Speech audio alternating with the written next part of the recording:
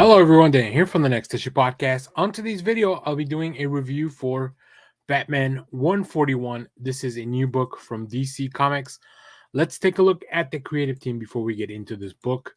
This is The Mind Bomb Part 3, the conclusion to the story, written by Chip Zdarsky with art by Jorge Jimenez, colors by Tommy Moret, letters by Clinton Cowell, and a plethora of variant covers. We'll see some at the end of the video. Stay tuned for that. In this stunning conclusion to Mind Bomb, Chip Zdarsky and Jorge Jimenez bring you Surinor and what he has done that is unthinkable. Now, cut off from everything and everyone, Batman has to face off against his most devastating enemy in a brutal fight for the future as the specter of the Joker hangs over everything. The stunning conclusion to this arc is here. Um, I really enjoyed this Mind Bomb arc. I didn't really know where we were gonna go, especially coming out of Gotham War, right? I think what we've seen is that Surinor has been pretty much taking apart Bruce's life from the personal side, from the Batman side, everything that he's gone through, everything that's happened, everything that he's lost, all his connections. He really is kind of standing alone. And Chip Zdarsky has been, no pun intended, chipping away at his life from the beginning of his run, setting everything up. Like once you go back and think about it, like the events of the first arc, from failsafe happening to the events of him going around the multiverse, and then also just whatever happened with the Gotham War. Like all this stuff really plays a big part into this picture, and it all kind of comes to a head here. Now, after this, there's going to be a Joker Year One story arc, so it'll be another three-parter. But this has been really amazing to follow. I think if you're on board with, if you have faith that Chip Zdarsky is going to give you a really fun story, I think that exactly was being delivered. Um, I don't know that it's exploring fully new grounds, but I think it's doing it in a really fun way, right? I think we've seen Batman been taken apart. Like when Bane and happened in the 90s, when Bane broke Batman's back, he systematically took him apart in a very different way than Surinor is doing. But it's kind of the same. So really, just adding that extra layer of Surinor, and then all the Surinor Batmans that have been kind of joined into the mind from the travels across the multiverse. All that stuff's really interesting. Also, the fact that it's funny because Bruce lost a hand and we don't really address that, right, due to technology and stuff. So, but it's really cool to see the return of Failsafe here. Failsafe feels more like a personality, and I think this issue explains why that is. What the real plan seems to be for Failsafe, what the real plan from Surinor Batman has been all along, and of course, all this brought to you to life by Jorge Jimenez. Beautiful art, fantastic art. As we got through the 2023, best-selling books, you can see that a lot of Jorge Jimenez work was at the top of that list. Granted, he's working on a Batman book, but also is because he's a fantastic artist. So very cool stuff. Speaking of the art, let's go into some of the preview. And here we can see Surinor working on Failsafe. I really appreciate too Clinton Cowles just really very distinctly giving us different voices, right? We see the yellow orange for Failsafe. We see the purple for Surinor. But then as Surinor puts his own mind into the Failsafe bot, the speech bubbles change. So that tells, like, that's just very simple little hints that the storytellers drop into comic books. It's really something you can only do in comic books, which I think is amazing. Every time Failsafe and now Surinor talks to Batman, I think I find the conversation just very interesting because it is kind of a mirror. It is almost the same persona, just Surinor doesn't have the baggage of being Bruce, right? He's the most pure version of Batman. And like I mentioned, amazing art. You don't get to see much here, but I do love the visuals here. How the fight starts. Jorge Jimenez is really good at doing these very dynamic poses, or that extend, like really draw the eye from the perspective changes, the fight. Uh, big swings, and also big expressions here. You don't normally see Batman look this fearful, but I think after facing a version of himself, that's definitely what it would look like. So very good stuff. Really enjoy the conclusion of this. Really excited to see what happens next. We have, like I said, a three-part arc for Joker Year One. Who Joker is definitely playing a big part into this. Really cool creative team has been announced for that, so I'll be definitely talking about that in the channel. So yeah.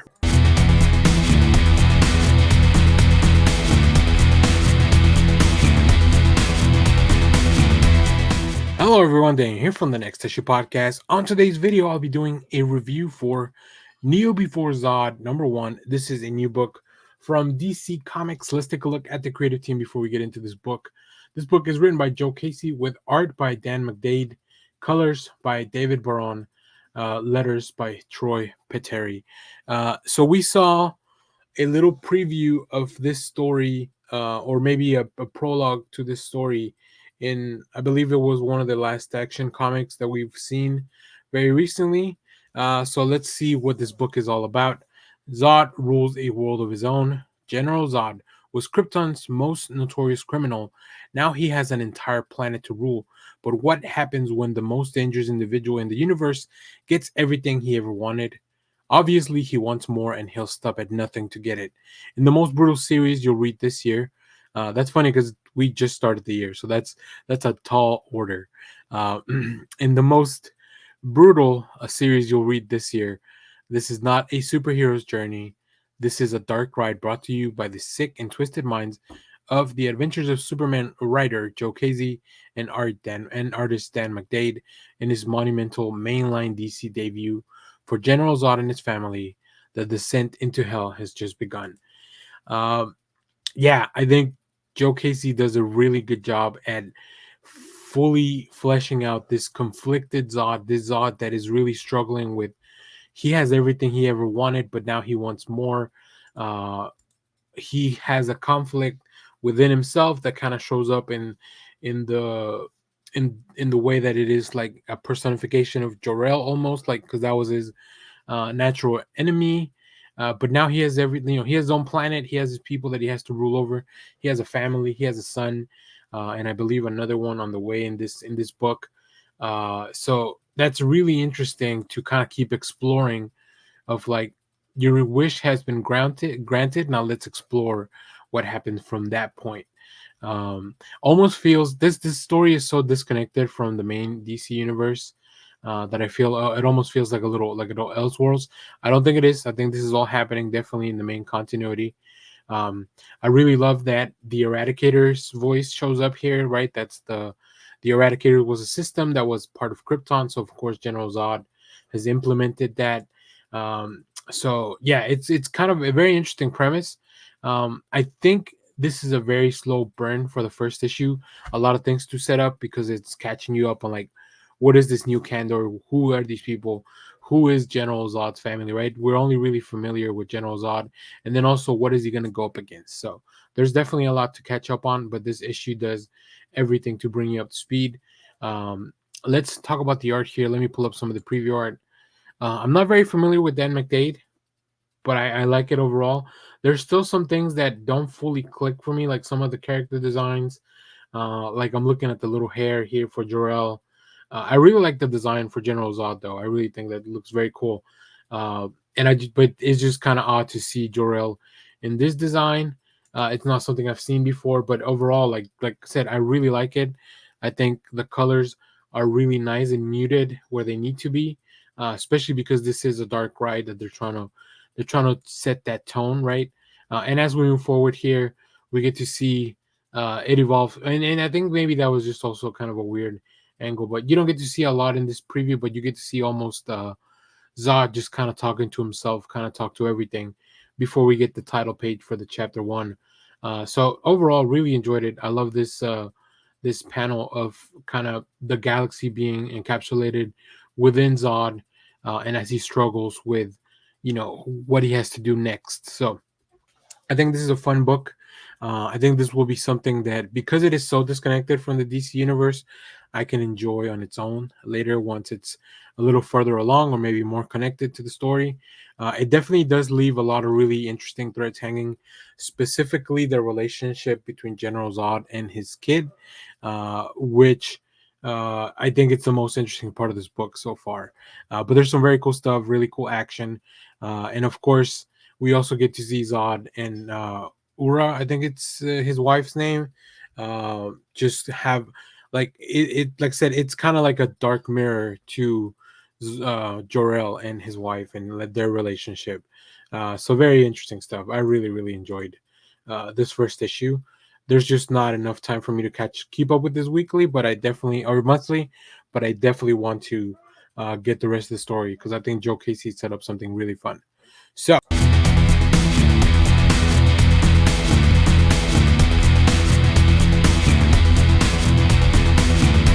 Hello everyone, Daniel here from the Next Issue Podcast. On today's video, I'll be doing a review for Birds of Prey number 5. This is a new book from DC Comics. Let's talk about the creative team before we get into this comic book. This book is written by Kelly Thompson with art by Adrian, a new artist that I'm not familiar with their work. Letters by Clayton Cowles. In this issue, can the birds and the Amazons save Sin? As the birds and the Amazons doubled their efforts in fighting Megara, Dinah and Sin take the battle inside. Quite literally, the battle for the fate of Sin has now truly begun, and it is something not everyone is gonna walk away from. Yeah, the stakes are very high now. Let me start with my one gripe, and this is more of a gripe with the comics industry, as it's really not so much about this book. Uh, we don't have interiors by Leonardo Romero here, who is been the main artist on the book, um, and it's just very different. Like I really like the art. I think the art is fantastic in this book, but it's so different. It's very jarring. Like to go into this issue, especially if you were reading this as a collection, you might be wondering if they've been transported to a different dimension or whatever the case may be. So that really took me by surprise. And like I said, this is not against the artist either. You know, we don't want to overwork the artist. We don't. It's my gripe with just monthly comics, really, right? Because the reason you need a fill-in artist is because there's not enough time to get these comics done in time to turn them in before those deadlines. That being said, I quite enjoyed this issue. I really like. I would have rather have waited, a month or two. Like we had 3 issues in the bank, like, and but that's probably a larger conversation. So either way, this issue continues to just be incredible. Like this story has been so much fun putting this team together, trying to get them to rescue Sin, and then revealing, that we have this Megara entity, for now I'll call it that, that is kind of controlling everything and wants a new host, a new body, which is where Sin kind of comes in. This issue focuses a lot on Sin and Dinah working together, which is really fun to see because I've never seen them work together. But also in the periphery, you have the rest of the team trying to stay alive, really, and trying to fight this giant evil while they figure out what the best course of action is. So now, as I mentioned, the art is still fantastic. Like I really love how it's just very different from Leonardo Romero's, which is the jarring part. But the art is fantastic. I love the character designs. I think they look very dynamic and stylized. It's a very different style from Romero, but I think Dane just does a really good job at capturing the essence of these characters. As a matter of fact, if there was a second arc to this book, I wouldn't mind if it was this artist who kind of took the reins while Romero did something else, or maybe did work, worked on a different arc, whatever the case may be. So, very cool. Like I love the fights. I love the paneling sequences here. I just we get to see each character a little bit of a highlight of them kicking ass, which is always very cool. And then also we have these color washes too, especially I really like when Sell it's kind of like on her own. She's one of the most surprising characters that I didn't know much about before going into this. So I really appreciate that she's getting a little bit of a highlight. as we kind of go through all this stuff. So this was, like I said, a great issue. My only gripe is really with more of the release schedule of monthly comics overall. It has nothing to do with the quality of this specific issue. So yeah, I think, like I said, if you're reading this in a trade, I think you're gonna turn the page and wonder what the heck happened, right? So